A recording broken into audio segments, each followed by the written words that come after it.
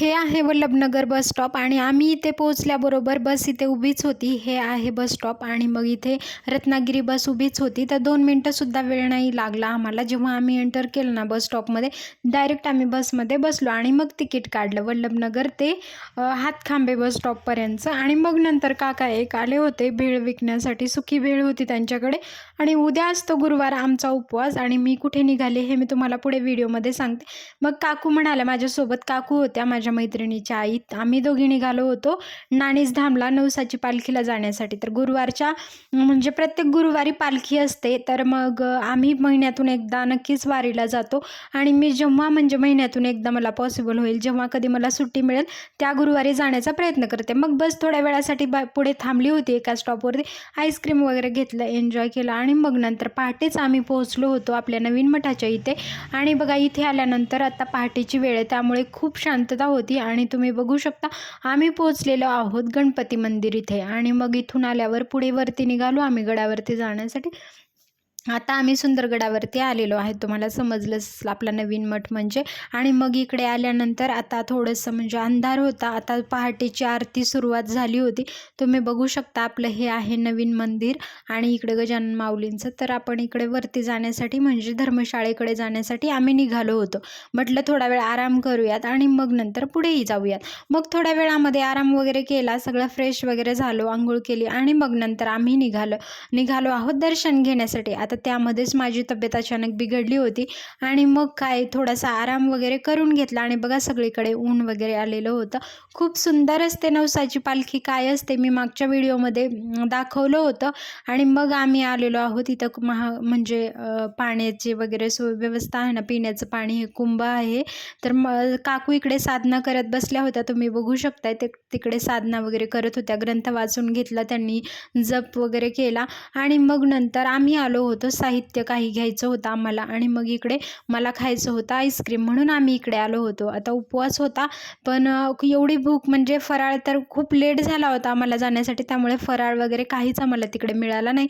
आणि मग इथून साहित्य वगैरे काहीसं घेतलं आणि मग आईस्क्रीम घेऊन मी निघाले खाली जाण्यासाठी। आता माझी तब्येत बरी नव्हती आणि बघा ना गुरुमाऊलींचं लक्ष प्रत्येकांकडे असतं। आणि काकू कशा म्हणाल्या, बघ ललिता तुझी तब्येत बरी नाही आहे म्हणून स्वामीजींनी इथंपर्यंत तुला रिक्षा पाठवली। बघा ना मागच्या व्हिडिओमध्ये मी आणि दुसऱ्या काकून अक्षरशः चालत गेलो, आम्हाला रिक्षा मिळाली नाही। आणि खरंच गुरु आपल्याला प्रत्येक क्षणामध्ये आपल्या सोबत असतात, प्रत्येक वेळी सोबत असतात आपल्या सुखदुःखामध्ये, हाच माझा अनुभव आहे आजचा।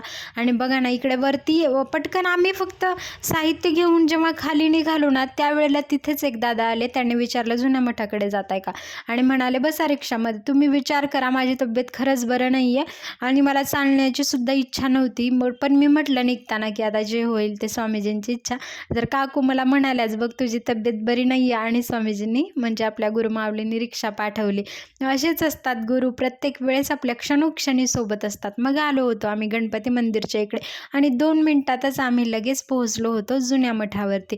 तर रिक्षाने आपल्याला जाण्यासाठी काहीच वेळ लागत नाही, तर 4 वाजत आले होते कारण माझी तब्येत बरी नव्हती, लवकर जायचं होतं नाही जुन्या मठाच्या इकडे पालखीसाठी जे असतात आधीचं नियोजन वगैरे ते बघण्यासाठी। मग नंतर आम्ही इकडे पोहोचलो, बघू शकता आपल्या समोर आहे जुना मठ आणि इकडे पालखीची बघा कशी तयारी वगैरे करण्यात आलेली आहे। फुलांनी आपलं जे जुना मठ आहे तो सजवण्यात आलेला आहे आणि फुलांची सुंदर अशी रांगोळी काढली होती।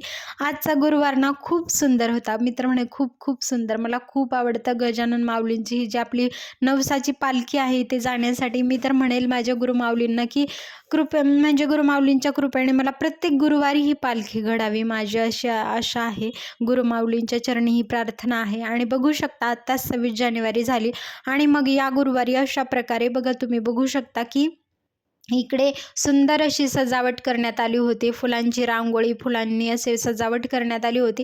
संध्याकाळी वगैरे लाईटिंग असल्यामुळे आता संध्याकाळी खूप सुंदर वाटेल आपला हा म्हणजे मंदिर। आणि बघा अशा प्रकारे भजन वगैरे चालू होतं, तोपर्यंत पूजन वगैरे चालू होतं। इथे बघू शकता सुंदर अशा फुलांच्या माळा सगळीकडे लावलेल्या आहेत। आणि गुरुवार मी म्हणेल की गुरुवारच्या पालखीला प्रत्येकाने एकदा यायलाच पाहिजे। तुम्ही जर जवळ राहत असाल तर महिन्यातून एकदा किंवा महिन्यातून 2दा अशा प्रकारे मी सुद्धा माझा व्हिडिओ काढून घेतला होता. आणि ना माझी तब्येत बरी नव्हती, त्यामुळे मी थोडंसं इकडे बसले होते मंदिरामध्ये वगैरे, दर्शन घेऊन आले अशा प्रकारे. आणि मग नंतर बघा संध्याकाळची लगबग आपली पालखीची सुरू झाली होती. आपली नारायणीसुद्धा इथे आली आणि मग थोड्या वेळामध्ये बघा सगळ्यांची धावपळ सुरू होती. आपल्या पालखी थोड्या वेळामध्ये निघणारच आहे. आणि तुम्ही बघू शकता की संध्याकाळी सगळे म्हणजे हे जे गुरुजी वगैरे असतात ना, ते पालखीसाठी प्रत्येक वेळी जमा होतात. ते आले होते आणि मग नारायणीला तहान लागली होती आणि ती पाणी पिण्यासाठी बघा अशा प्रकारे नारायणी पाणी वगैरे पिलं. आणि नारायणीचं सुद्धा आपल्याला दर्शन होते. तुम्ही बघू शकता किती सुंदर आहे. तिची झूल वगैरे अशा प्रकारे चढवण्यात आली होती. प्रत्येक गुरुवारी हे दृश्य ना खूप सुंदर असतं बघण्यासारखं आणि खूप सुंदर असा अनुभव असतो. मी तर म्हणे प्रत्येकाने वारीला तर आपण जातोच, पण जी आपली माऊलींची नवसाची पालखी आहे त्या पालखीला प्रत्येकाने यावं हीच मी सगळ्यांना विनंती करेल. आणि मी म्हणूनच जेव्हा मला पालखीचं माहिती झालं होतं ना की प्रत्येक गुरुवारी पालखी असते, आधी मला माहिती नव्हतं. जेव्हा आमच्या जिल्ह्यातून आमच्या तालुक्याचा जेव्हा म्हणजे होता ना पालखीसाठी सेवा होती, त्यावेळेस मी पहिल्यांदा आले. आणि मग मी स्वामीजींना प्रार्थना केली की माऊली, मला जर झालं ना कोणी माझ्यासोबत असेल तर महिन्यातून एकदा मी शक्यतो येईल. आणि बघा इकडे नारायणी आपले सगळ्यांना दर्शन देत होती. तुम्ही बघू शकता किती सुंदर अशी झूल चढवण्यात आली आहे. हार वगैरे लावले होते आणि गुरुवारच्या पालखीला हे दृश्य ना खूप सुंदर असतं, बघण्यासारखं असतं. आणि अशा प्रकारे बायका वगैरे सगळेजण जमा झाले होते. आपले पताका वगैरे तोपर्यंत बाहेर आणण्यात आले होते. थोड्या वेळामध्येच आता पालखी वगैरे सुरू होईल, कारण 6 वाजताच्या नंतरच पालखी आपली इथून पालखीच्या प्रदक्षिणा सुरू होतात. आणि तुम्ही बघू शकता किती सुंदर अशी वातावरण आणि एवढं प्रसन्न वाटतं ना. आणि पालखीमध्ये साक्षात आपले जगद्गुरु श्री अवतरलेत असं वाटतं. आणि खरंच तो खूप सुंदर असा अनुभव असतो, प्रत्येकानेच तो घ्यावा मी म्हणेल. वारीला जितकंच आपल्याला सुंदर वाटतं तसंच आपल्याला गुरुवारच्या पालखीला सुद्धा एवढा छान वाटतं ना. मी तर माझी तब्येत बरी नाही आहे हे विसरूनच गेले होते तोपर्यंत. मग अशा प्रकारे पालखी वगैरे येणार होती आणि अशा प्रकारे नियोजन चाललं होतं. कलशधारी महिला वगैरे होत्या. मग सुंदर पालखीचं पूर्ण प्रदक्षिणा झाल्या आणि थोड्या वेळामध्ये आरती सुरू होती. तुम्ही बघू शकताय की आता आरतीच्या वेळी आपली जी आहे नारायणी ती बघा आरतीच्या वेळी अशा प्रकारे ती हे करत होती. दर्शन वगैरे झालं, प्रसाद वगैरे मग नारायणीसाठी वगैरे आणून देत होते. तुम्ही बघू शकता गुरुजी वगैरे त्यांनी आणून दिला. आणि मग प्रदक्षिणा वगैरे खूप सुंदर झाल्या. आता होता आम्हाला निरोप घ्यायची वेळ. खरंच खूप वाईट वाटतं जेव्हा आपण नाणीजधामवरून निघतो ना, ज्यांना खरंच मनापासून ओढ असते की आपण नाणीजधामला यायचंय, दर्शन घ्यायचंय, पालखी वगैरे प्रदक्षिणा करायच्या, वारी असते जे काही, जेव्हा आपण निघतो ना खूप जड मनाने आपण म्हणजे निरोप घेत असतो जगद्गुरुश्रींचा. आणि मी जगद्गुरुश्रींना अशा प्रकारे खूप सुंदर पालखी झाली. तर भेटूयात पुढच्या व्हिडिओ. तर माझ्या चॅनलला नक्की सबस्क्राईब करा. जय सियाराम सगळ्यांना.